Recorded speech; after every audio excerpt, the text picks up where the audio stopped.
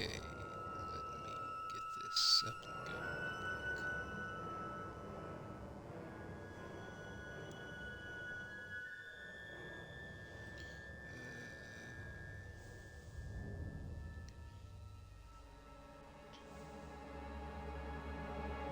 Just chatting. Okay, so I'm gonna be reading some horror stories that I find online. I'm just gonna have this Dead Space ignition music in the background just to kind of give it a bit of suspense because I'm doing it straight from my Xbox since my computer is shite. So let's get in.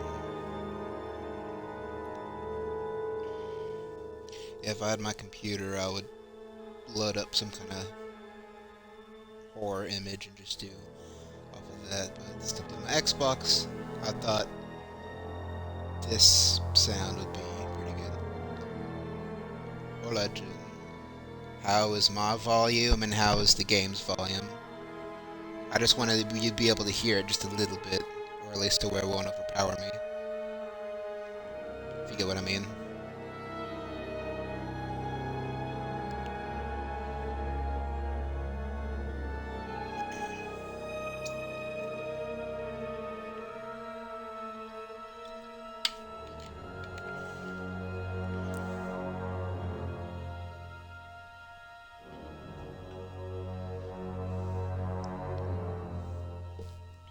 Just so that my voice is, more louder than the game volume. But I just thought this menu screen would be good with doing some horror readings, maybe. Since it is Halloween, which, by the way, happy Halloween, everybody. Right now I'm doing this at midnight, so it's freshly Halloween. Can you hear me, Jen, or... I have to move the mic closer, I don't know.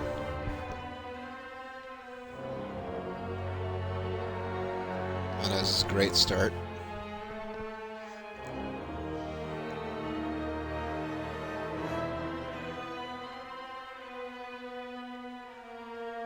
Okay, how's the volume for the game itself? Not too loud?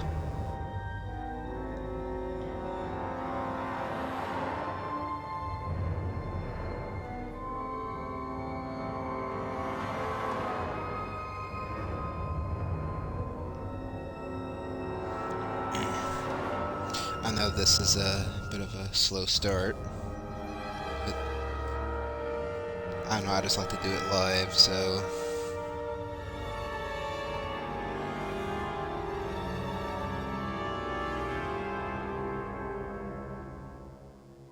A little too loud? Alright, I can fix that.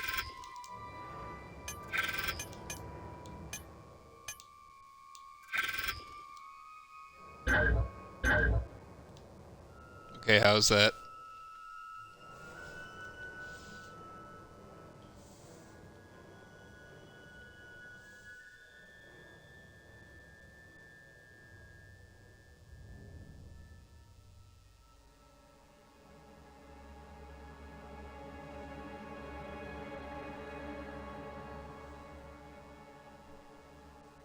Okay, good.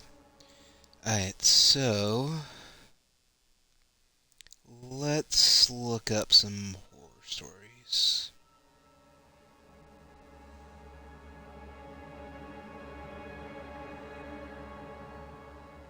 Alexa, lamp 5%.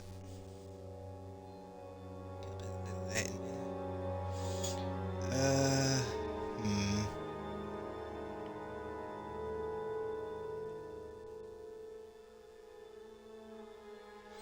Okay, so here's 12 real ghost stories that will send shivers down your spine. And the site I'm using is... well, I would see if I didn't have 500 ads thrown up on my screen. Reader's Digest. So...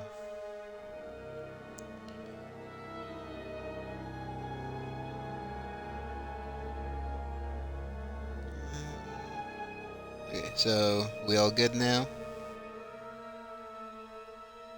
Are ye ready?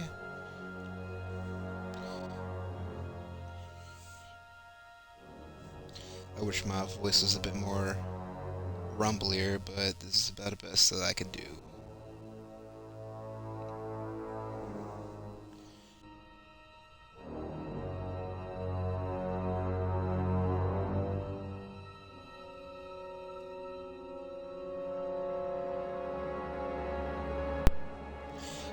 Yeah, this is about the best I can do. Okay. I'll start it at...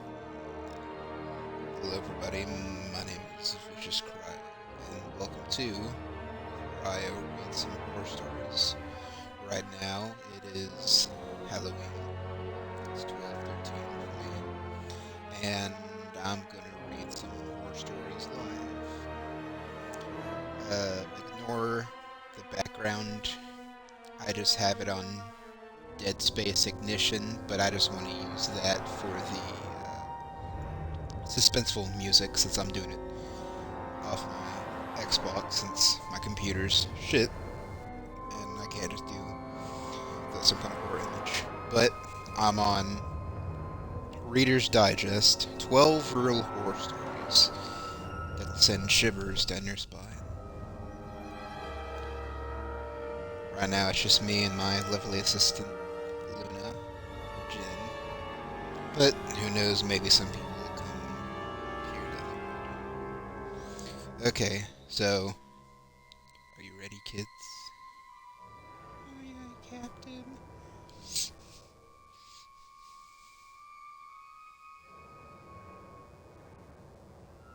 Alright, I'll lower the...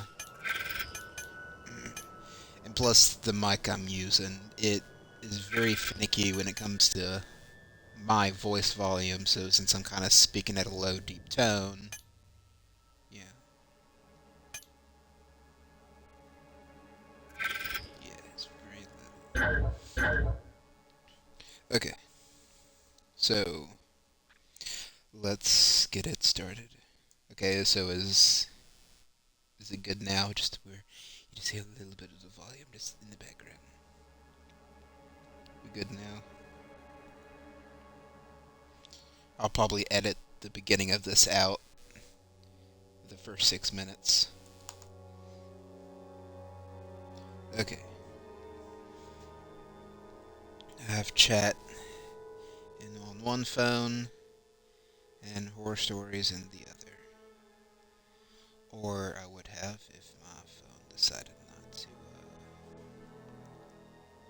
go stupid. Wait, I lost it. Here it is. Okay, so Reader's Digest.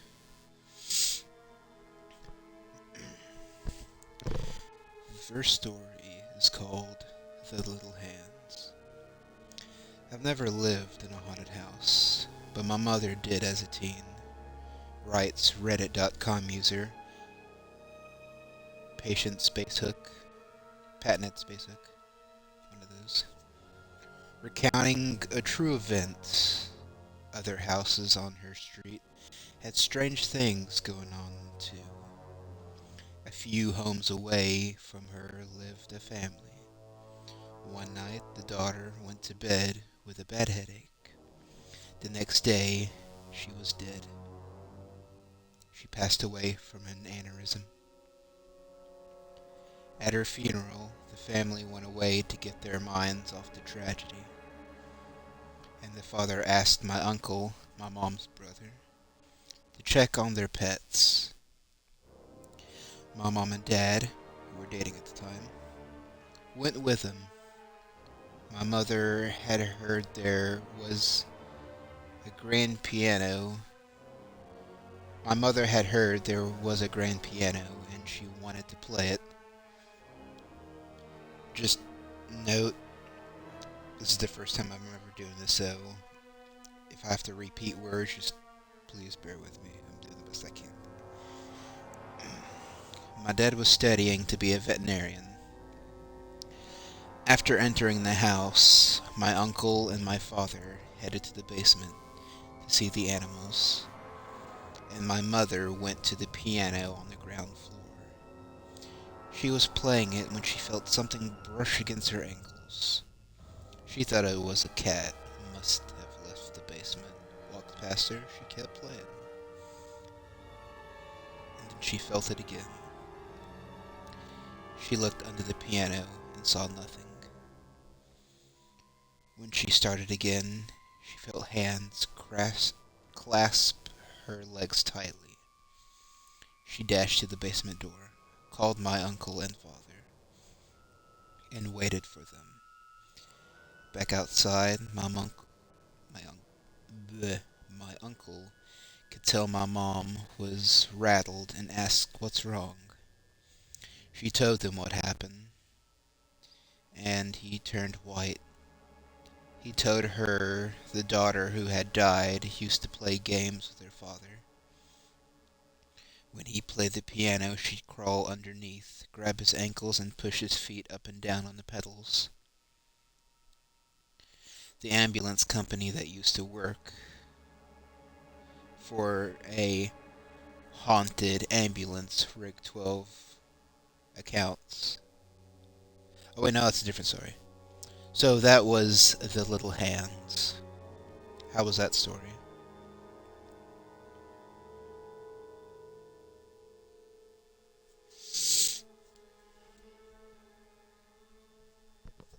Did I do a good job at that, or...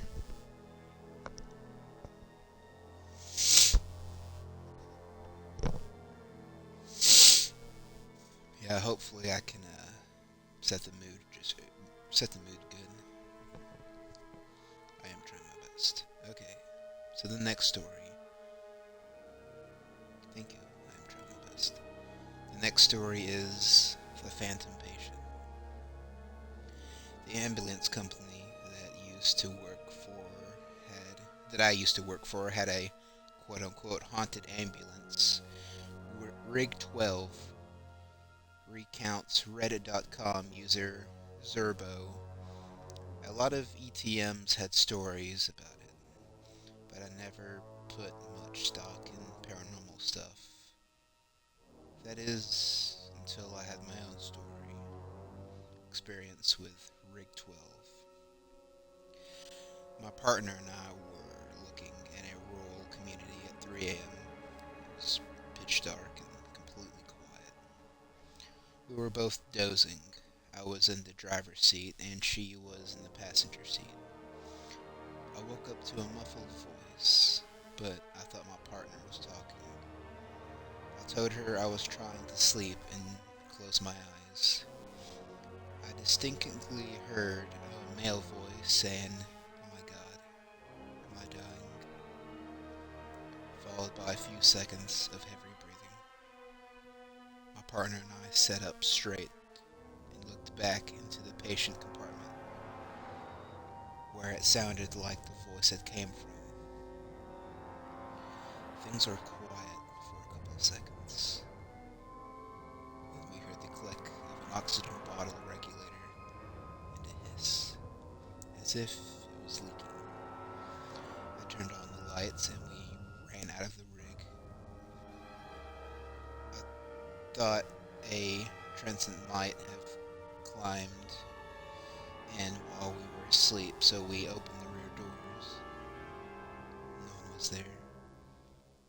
I checked the oxygen bottles. Neither were open. We didn't sleep much after that.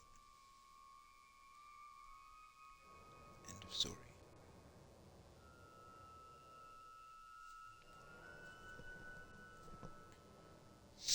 That one wasn't too bad. I don't know why telling horror stories is making my nose all runny and... The next story is The Impish Ghost. My neighbor Diane and I had a playful poltergeist for years, and we called it Billy. So begins Reddit.com user Abby's Alibi in their real-life ghost story.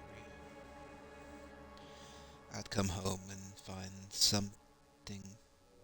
I'd come home and find something put in weird places. Milk in the cup, milk in the cupboard, toilet paper in the fridge, weird, laundry detergent in the bathtub. Diane once called to ask if Billy had been around because she couldn't find a gallon of milk. We finally found it outside on her back step. And sugar. Darn sugar. Every morning, my sugar bowl was empty. When I'd had enough, I would point to Diane's home and yell, "Go see Diane." Within 5 minutes, I'd get a call from her. "Thanks a lot," she says. He'd gone and pulled shenanigans at her place. This occurred for the entire 2 years we lived there. No one believed us, not even our husbands. My mother thought someone was stealing from us when we were sleeping, or out of the house. My sister believed something was going on, but didn't know what. I still can't explain any of it. That was kind of a bit of the weak sauce. The Eerie Attic. Before Reddit.com user Digsdaws got down to recounting their scariest of ghost stories about living in a place that was obviously teeming with honest-to-goodness members of the spiritual world. They pointed out the irony of ghost stories that begin with the phrase, "I don't believe in ghosts, but..."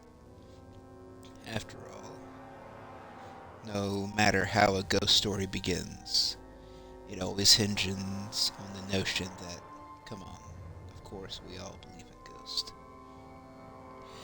A few years ago, I moved into a one-bedroom apartment in Melbourne, Australia. They went on to recall, it was my first time living on my own. The apartment block had been built in the 1930s. I'd been there for a few months, then I came home from work one day and went into the bathroom. I saw something strange.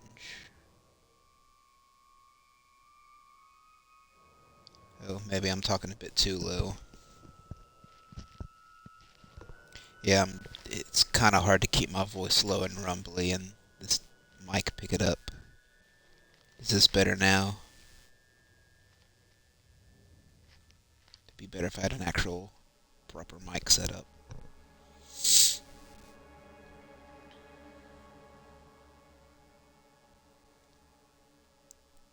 A few years ago, I moved into a one-bedroom apartment in Melbourne, Australia.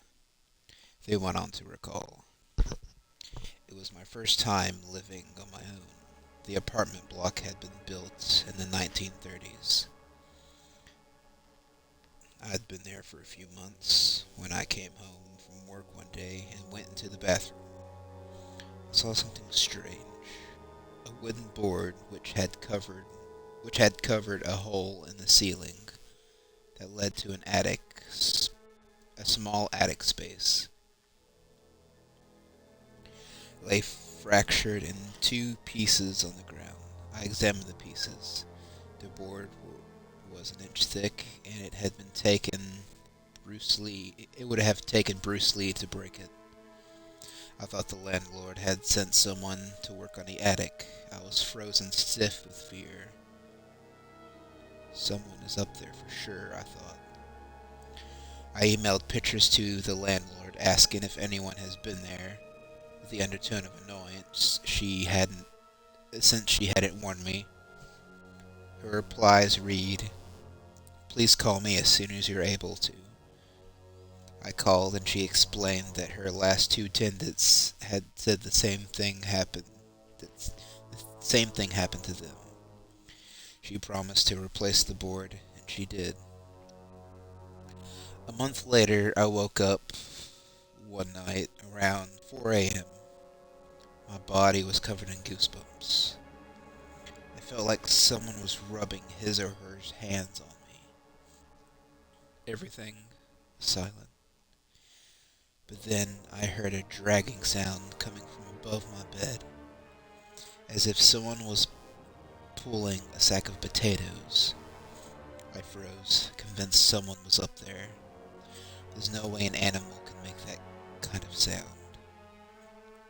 After 5 minutes, I worked up the courage to turn on the lights, and arm myself with a bat, and walk to the bathroom. That's when I saw the new board covering the hole was broken in two. I felt sick. The dragon sound had stopped, but I heard something else. Whispering. The sound was clear and coming from the attic. It sounded like children's voices. I could hear one sentence repeating over and over. It's your turn. It's your turn. I switched on every light in the apartment to make things feel normal. It was 5 a.m. and dark outside. I watched TV to unwind. Then a fuse broke. My pet budgie, Dexter, who I kept in the kitchen, usually never made a sound at night, but then squawking like he was being strangled. I never heard him make those sorts of noises. He was screaming. I grabbed my car keys, ran out, sat in my car, and waited until the sun came up. When I saw people walking their dogs, this comforted me to go back in. The front door was open, but I figured I might have forgotten to close it. When I ran out, I went to the kitchen to check on Dexter. But he wasn't in his cage. I felt sick again. First of all, he ran to his car and didn't bring his dog with him. Bad pet owner. I felt sick again. All my windows were closed, so I looked everywhere inside. When I walked to the bathroom, I heard splashing. Dexter was half drowned in the toilet. I took him out, washed him, and dried him. I was so confused. At 8 a.m., I called the landlord and gave her a watered-down version of the night. "Oh wow, you heard whispering too," she said. I stayed in that apartment for another 8 months. I heard the whispering on a few occasions, and twice the board covering the hole in the ceiling moved. Although I lived elsewhere now, the landlord recently called. She said that her new tenants had begged to speak with me about some of the stuff that had been going on there. Forget it. It's their problem now. Whew. That was a juicy one right there. First of all, if my dog is making noises, it sounds like it's being strangled, and I run to the car to stay in there, I'm going to bring my dog with me. I'm not going to leave my dog in the house. Bring the dog with you for comfort, And he comes in to find his dog almost drowned, half his body drowned in the toilet. Come on. That's not cool. That one was pretty good. I try to add some of the whispering to kind of make it. Oh, my nose is so runny. For some reason, when I read horror stories, my eyes water and my nose runs. I don't know why.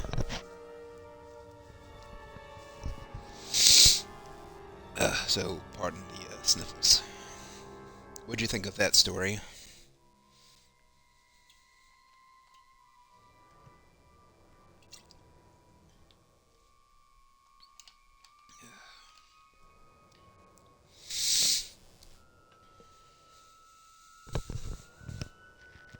Be better if I had more of a professional mic. Maybe once we get our new place, get a better setup, get mics, and all that kind of stuff. But yeah, what did you think of that story, Jen?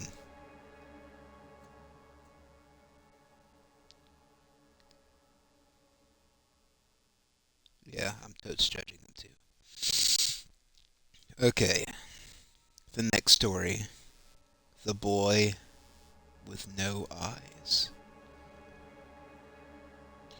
One night, when I was 10, I was woken up by my bedroom door opening, followed by someone sitting in my bed.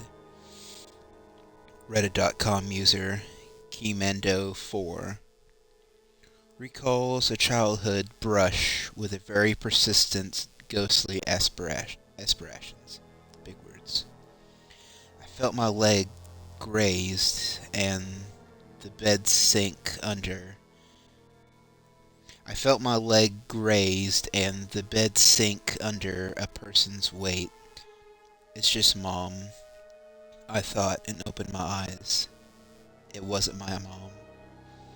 I found an eyeless boy. He had black, empty sockets. About my age, sitting at the foot of my bed. He had extended his hands in a little box. He started to reach out. He pulled back. I reached again and said, "Give it." Then I blinked, and then when I reopened my eyes, he was gone. But I could still see the imprint where he sat on my bed. Fast forward 5 years ago, my girlfriend came over to do homework. After she finished, she took a nap while she waited for her parents. When they arrived, I tried waking her up.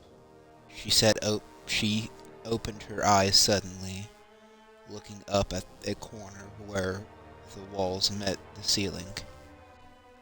She pointed there and went back to sleep. I shook her again. She came to full consciousness, and I explained what she'd done. She looked haunted. Up on the wall, I saw a little boy with no eyes. He was there in a Spider-Man pose, staring at me. I freaked out and told her my story about the same kid. Fast forward another 5 years. I was with the same girlfriend, and we had a 2-year-old, where we were living in my parents' house in my old room. My daughter started waking up at the same time every night, and she talked. After a while, I noticed she had almost the same conversation every night. I playfully asked her once whom she was talking to. She said, "It's a little boy. He's nice. He looks lost and looking for his mommy." My daughter's nightly conversation continued until we got our own place last year. Okay, not too bad. End of story. My eyes. I do not know what the hell's with my eyes.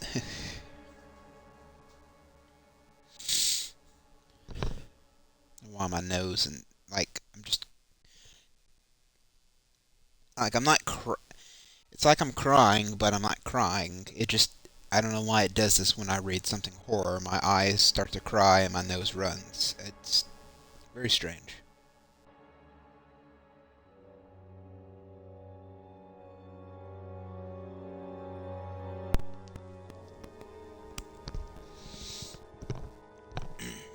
Okay.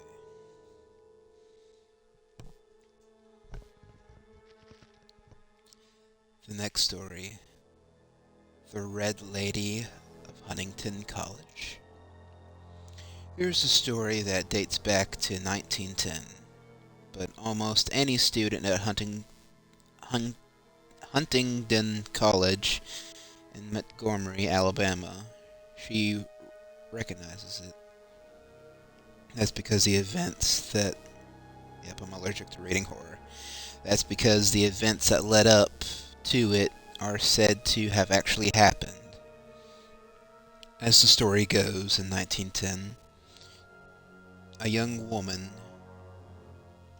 who was new to the school was known for her love of the color red.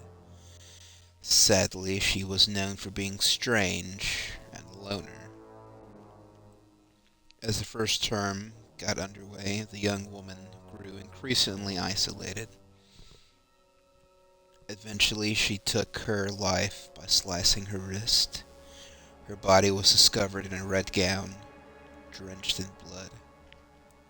From then on, students and faculty had been reporting sightings of a young woman dressed in all red. She appeared all around the college's campus. The figure dwelling in perpetual isolation is often cited as a reminder to the importance of being kind to one's peers.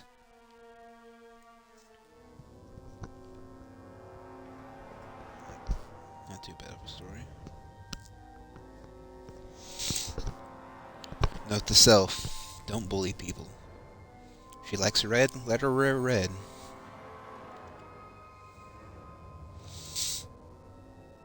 The next story, the Ashley Street Ghost.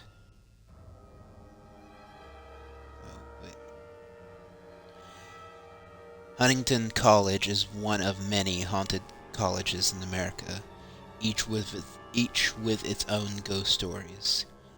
This next true tale comes from University of Michigan, Ann Arbor. The haunting happened in 1972 at a party hosted by of University of Michigan students living on Ashley Street. A 15-year-old girl who probably had no business being there in the first place suddenly felt strange, bone-chilling cold, according to Michigan Daily. In an attempt to warm up, she went upstairs, because heat rises, we guess. That's when things really went awry. One of the walls of the house started moving, and the black shadow appeared. The black shadow approached the girl. Meanwhile, downstairs, posters were spontaneously popping off the walls and falling into a growing pile on the floor. The girl wandered back downstairs, where she found herself saying these strange words. The drugs and addiction were my fault, and I accept responsibility for that. But I was not that way deep down inside. I want to apologize to everyone involved for what I have done. What made those words even stranger was that the girl did not do drugs, let alone have an addiction. Her words didn't seem all that strange to the students who lived in the house. Before they moved in, the house was inhabited by a man with a very serious addiction. The reason he no longer lived here? He died of a heroin overdose. Has the ghost of Ashley Street made any more appearances? That remains a mystery. Okay, not too bad. The Ghost of Frederick Jordan. This real-life ghost story concerns a man named Frederick Jordan, who held one of the most lonely and desolate jobs in existence. Jordan was the lighthouse keeper of Penfelth Reef Lighthouse off the coast of Fairfield, Connecticut. Built in 1874, the lighthouse was primarily a way of warning ships of a treacherous, hidden reef responsible for more than its fair share of harbor accidents. In 1916, Frederick Jordan was the head of the lighthouse. Tragically, he drowned in a boating accident just before Christmas of that year, when he was caught in a gale while rowing home to see his family.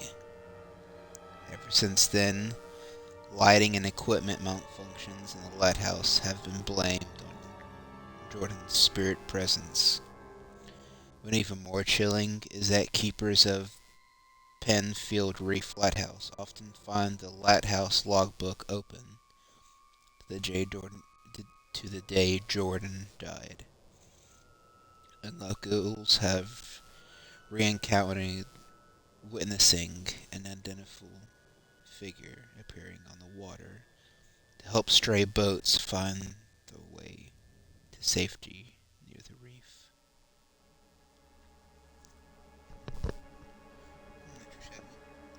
I think what it is whenever I read it, I get really into it, and I don't know why that's causing me to tear up and just drip snot everywhere. I do apologize. Do I have a napkin or a paper towel or something? Blow my nose at least. Oh, come on, I know I had shit ton stuff. No? Bear with me just for a moment.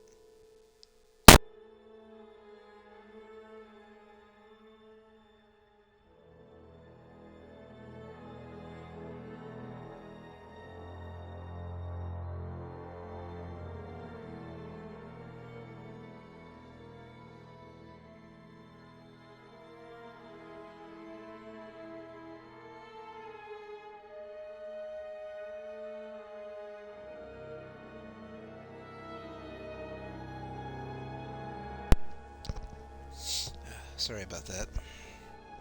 My nose is if I sit. Okay. Where was I at? Actually, how's my phone percentage? The ghost who came to play. This true ghost story might strike you more as than eek, but only until you consider that we really have no idea what our four-legged friends can't sense that we cannot. Four-legged friends that can sense that we cannot. Can dogs see ghosts? Well, there are plenty of dog experts out there, including veterinarians, who will attest to the fact that there's lots of documentation that can support the notion that dogs can sense paranormal activity. As Jesus Amramidi, I'm sure it's not Jesus, but Jesus, DVM, a senior veterinarian for Chewy, puts it. And then there's the fact that this story came to Reader's Digest directly from a well-known psychic medium, Christy Robinette, who has a strong record for using her ghost whispering skill to help detectives solve confounding cases. Marlene settled onto her side of the bed and patted Jack's pillow beside her. Robinette told Reader's Digest a year had gone by, but Marlene was still adjusting to widowhood. Maybe it was crazy to think that after 40 years of marriage, she would ever adjust. Elmer, the golden retriever, seemed to understood this from the very first. That cold, moonless nights when Merlene returned alone from the hospital, Elmer did something he'd never done before. He jumped up onto Jack's side of the bed and lay his head on the pillow. Jack would have never allowed that, Robinette pointed out, but Marlene didn't shoo him off. Instead, she lay down beside Elmer and let the peaceful sound of his snoring lull her to sleep. The next night was the same, and the night after that. Over the past year, it had grown into a comforting routine, but not tonight. Tonight was the first time Elmer had left Merlene alone in the bed since Jack's passing. But hearing nails clicking on the wood floor downstairs, Merlene recognizing the sound of Elmer requesting outsies. With a sigh, Marlene made her way downstairs to the foyer. But Elmer wasn't pacing in the front door of the wasn't pacing in front of the big oak door. Rather, he was dancing, a waggling and a wiggling and a bowing, just like he used to do when Jack would come home from work. To Marlene, it felt as if Jack just came home to Robinette, who was known for her remarkable institution about the things, believes is indeed what happened.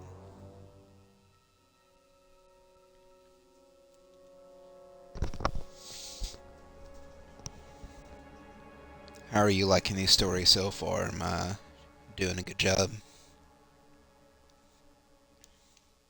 Damn, it's already been about 40 minutes.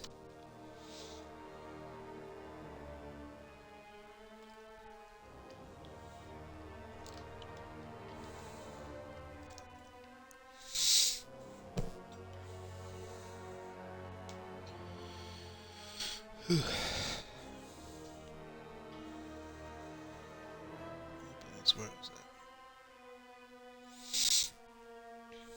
So far, so good, Jen.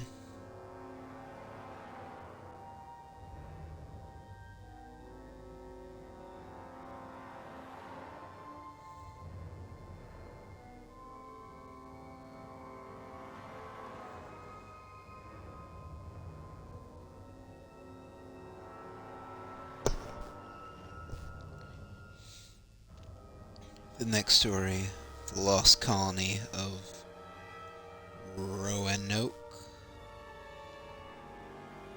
Roanoke? Roanoke?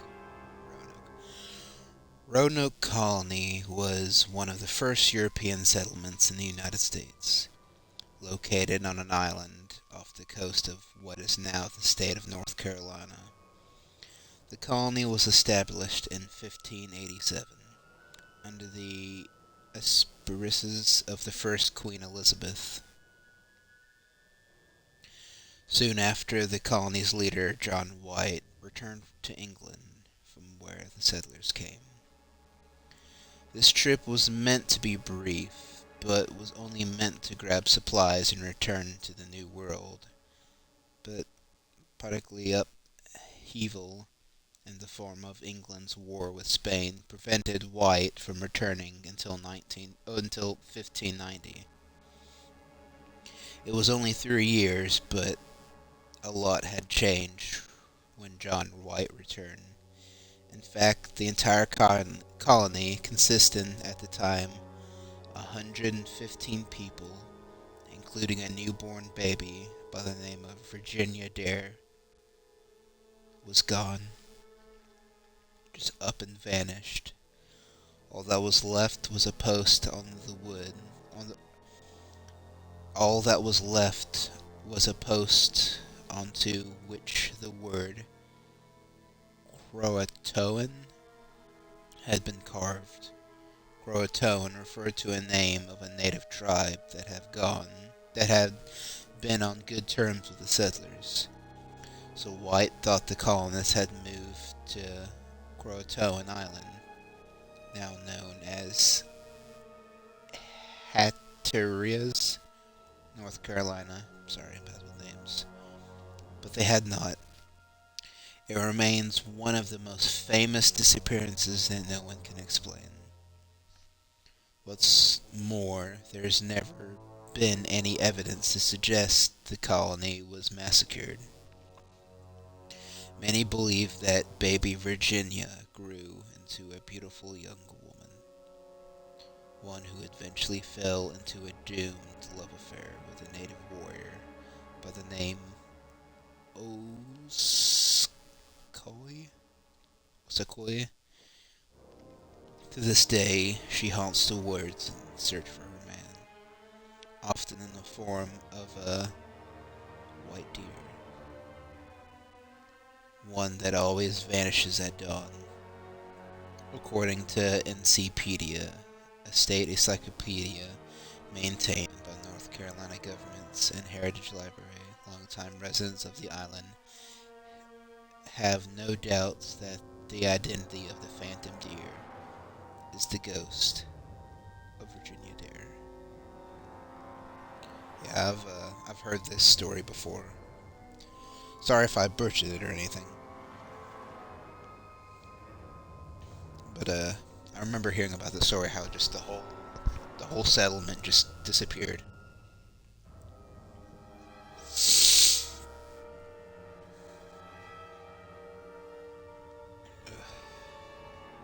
Sorry, I just got the eating, so I'm a bit bushy.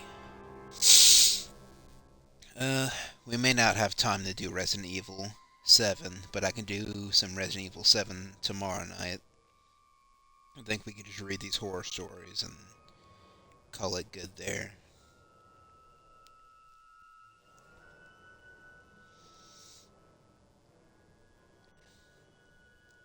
The Princess and the Tower.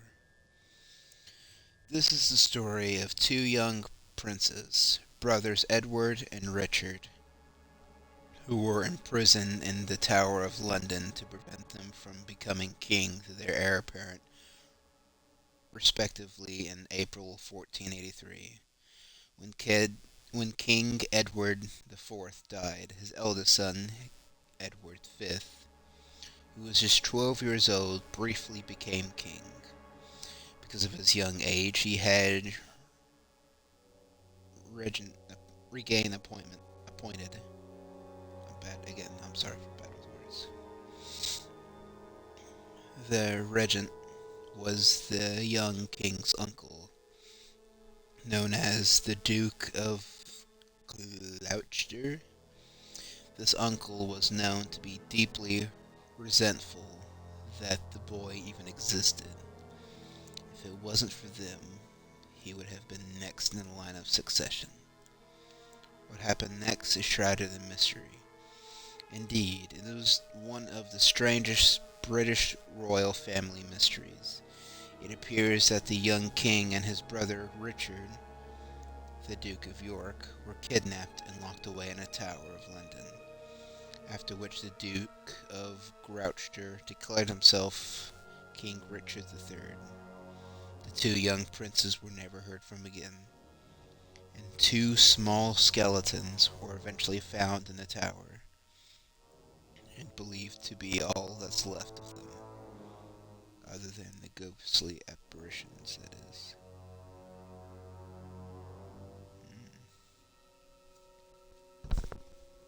Yeah, we can do that.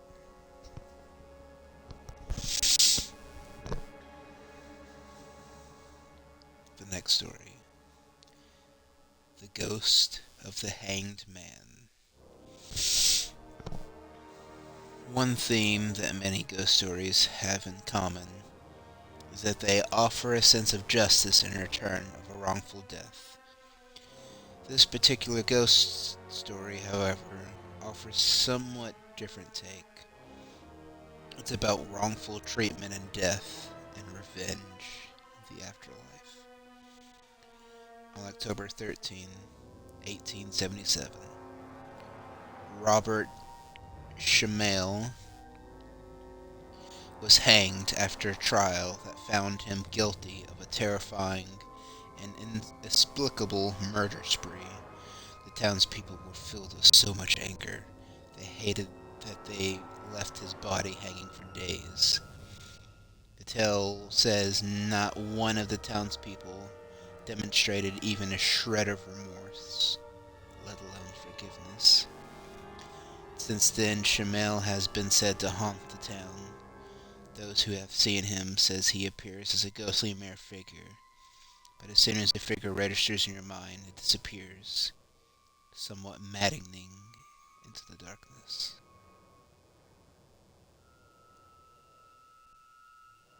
And that is 12 stories.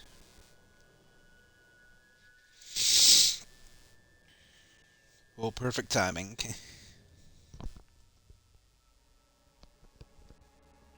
I'm assuming you could still probably hear me.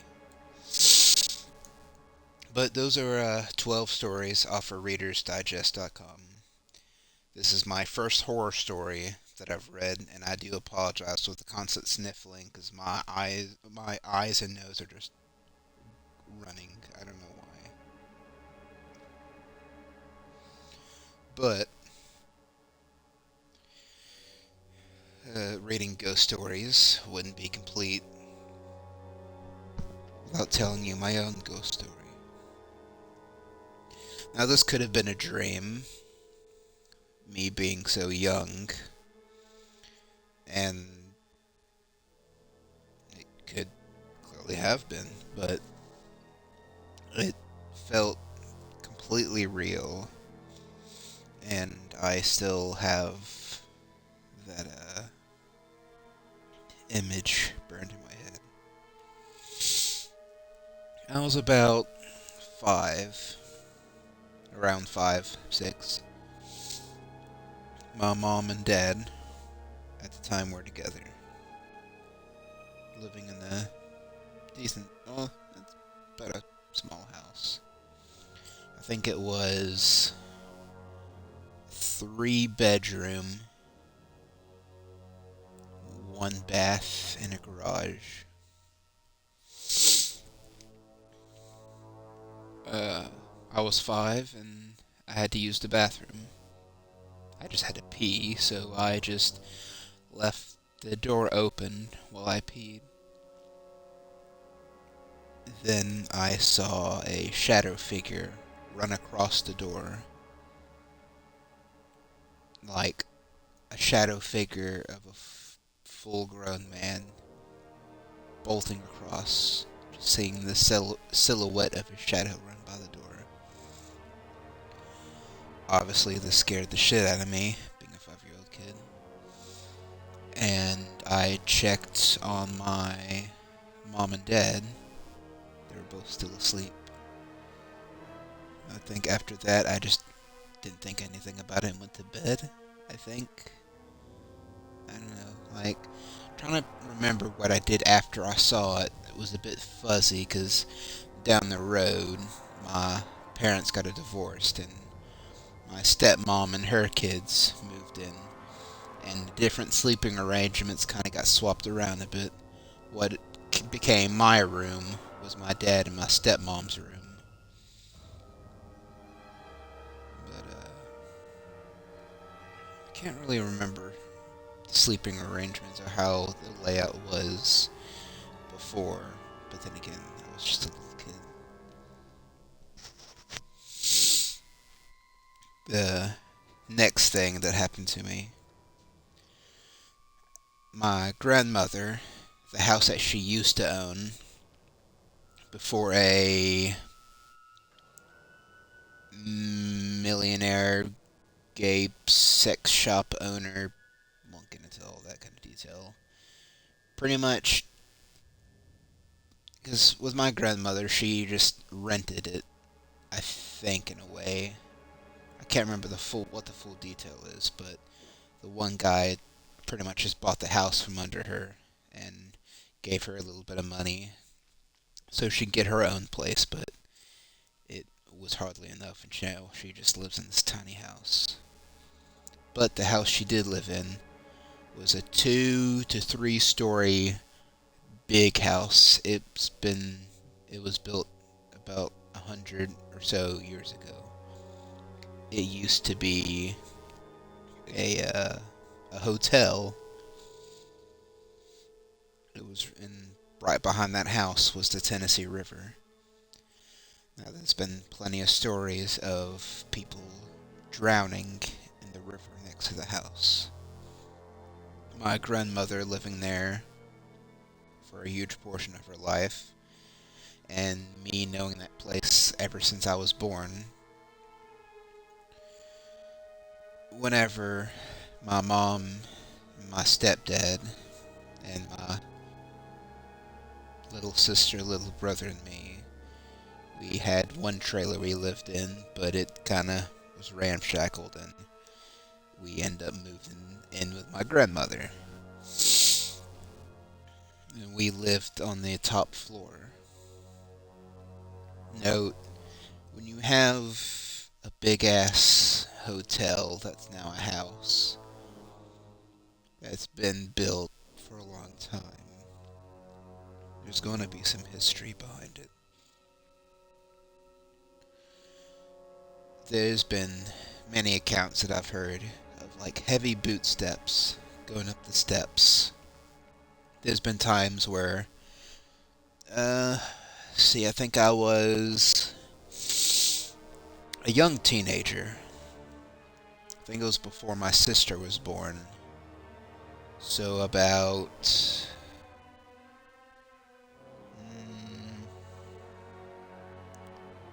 I think around about 18 years ago. So I must have been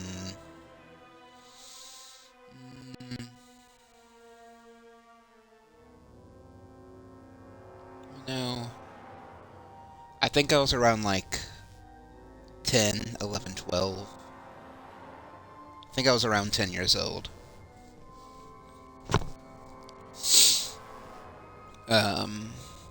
She went off to mow the rich guy's yard, which he just lived across, which, big field.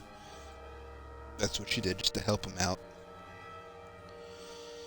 Just get a riding mower and help mow the yard. Me being the good kid, she told me to, while she's gone, just watch TV and look after my little brother. Me being the good sibling I was, I did that and do what I was told. But I remember using the bathroom. Actually, no, wait. This may have been a bit later. I remember it was just me in that house, and I think my brother was with my mom, and it was just me and my grandmother. Sorry if I'm getting everything mixed up. I went to the bathroom, just, doing my business on my phone, when I heard the heavy steps of heavy boots going up the steps right above me, which the stairs go up, and under the steps is the bathroom, and then my grandmother's bedroom next to it. But I just remember hearing heavy footsteps going up the stairs, and then heavy footsteps walking in the hallway right next to the bathroom. At the time, I knew what was happening, but I guess I can't shit my pants if I'm already on the toilet. So, already kind of doing that process. But it did kind of freak me out a bit, but I didn't really think nothing of it.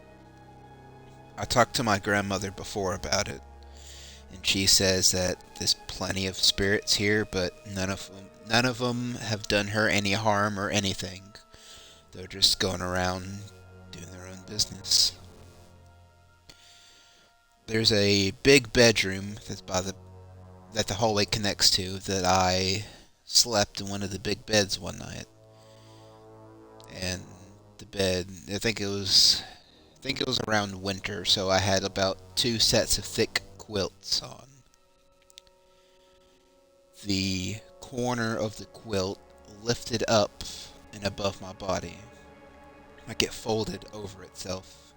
So like half my body was exposed. And I remember like freaking out, quickly putting the covers back over and like trying to hide under the covers and sleep, I think. But I remember the covers lifting off of me of the bed.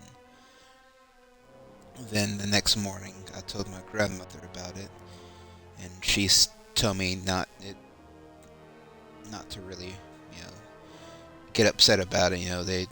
They're not they're harmless spirits.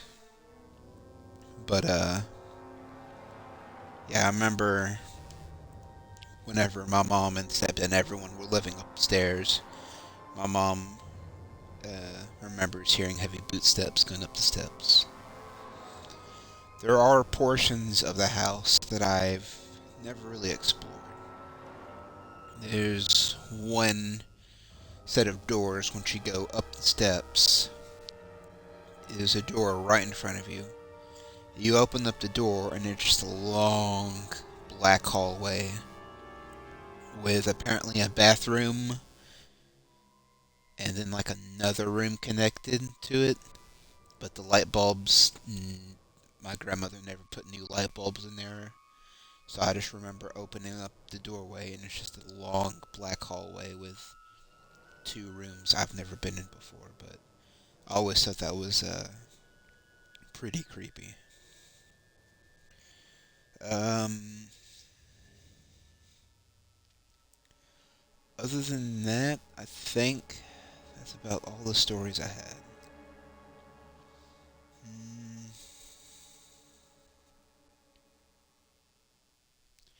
yeah, that's about all the my own personal ghost stories. The shadow figure running by the door and all the different kind of stuff at my grandmother's house. Now, with my grandmother's house at the moment, the asshat that pretty much bought it from her when, you know, she had nowhere else to go now. He did heavy construction and turned it into a bed and breakfast for men only. There was a tree that had to have been like 100 years old or so. Cut it down. All the old trees around that area. Cut it down. Did heavy construction to that place. He had to spend probably a shit ton of his own money making it into a bed and breakfast. And now it's for sale. He did all that work, and for one, it's way out there. Like, drive on gravel roads for a while, and then, like, bam, it's way out there. So it didn't get very much business. But I think having an old house and all of a sudden someone kicks out someone that used to live there and understood the spirits, kicked them out, and just started destroying and reconstructing what they called their home. I'm pretty sure the spirits weren't pleased about that and may have scared some people out. Right now, that house still sits still. As far as I know, it's still for sale.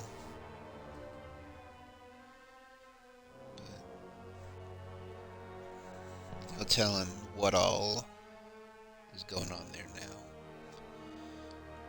I would love it if my grandmother was still living in that house. I would have liked to done some kind of, not a Ouija board, not doing that kind of shit, but just do kind of like a paranormal investigation to see who would communicate, you know. But other than that, I haven't really dealt with any more paranormal stuff. But that is my story. And I hope y'all enjoyed my story and all the stories I've done. How did you enjoy everything, Jen?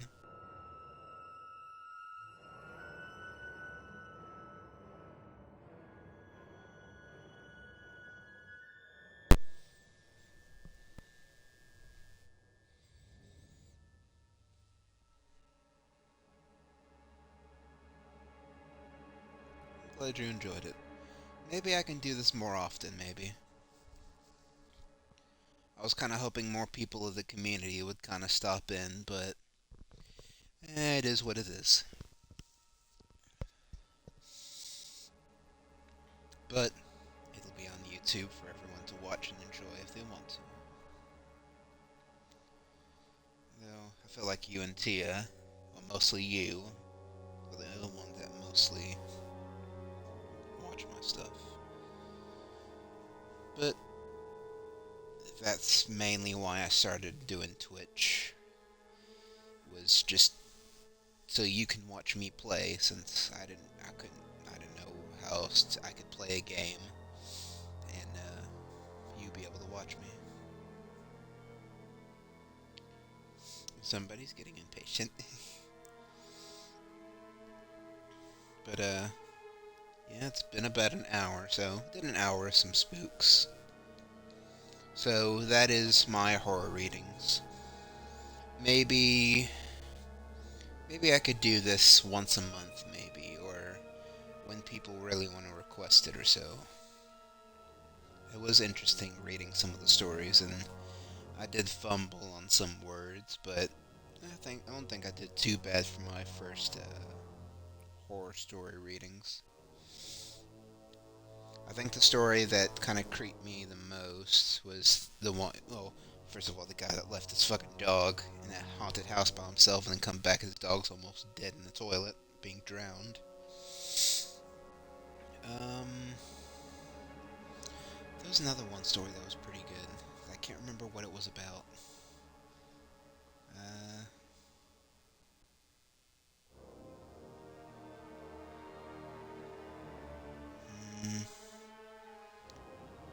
which one was it? The first one was good. The little hands. The eerie attic was pretty good.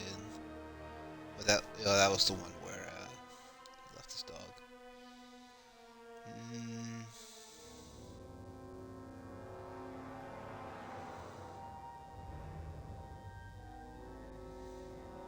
but yeah.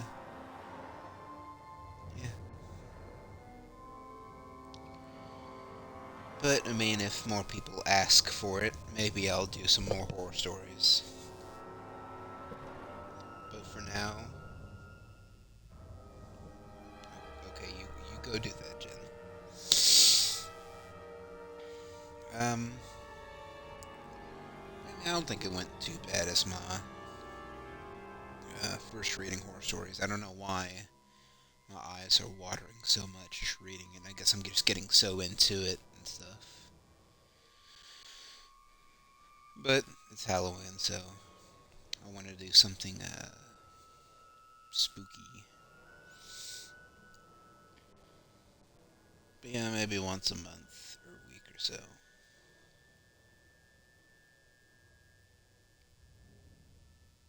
But yeah, I don't think it went too bad. But I do apologize for all the sniffling and snoofling on my damn nose. It decided it wants to be very runny. Then again, it is that time of the year, so. But sadly, I won't really be doing much for Halloween. I gotta work tomorrow night, sadly. I know my work is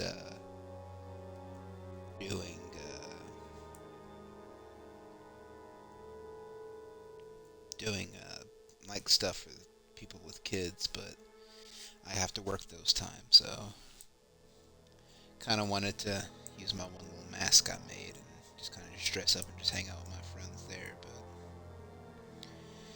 but it is what it is, I guess. Are you back yet, Jen? Or are you still gone?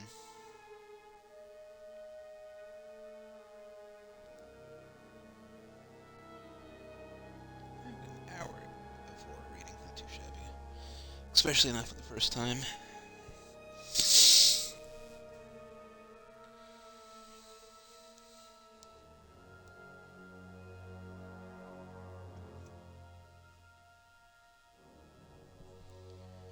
Okay, welcome back. But I'm gonna end the stream here. I hope all y'all enjoyed it.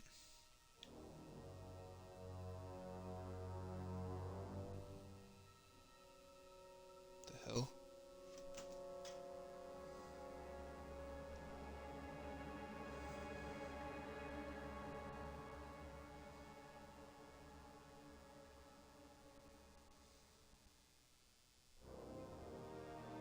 Okay, of course, as soon as I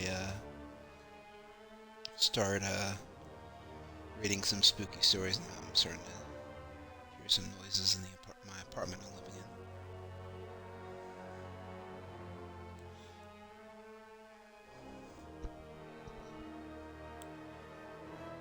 in. I'll be right back real quick.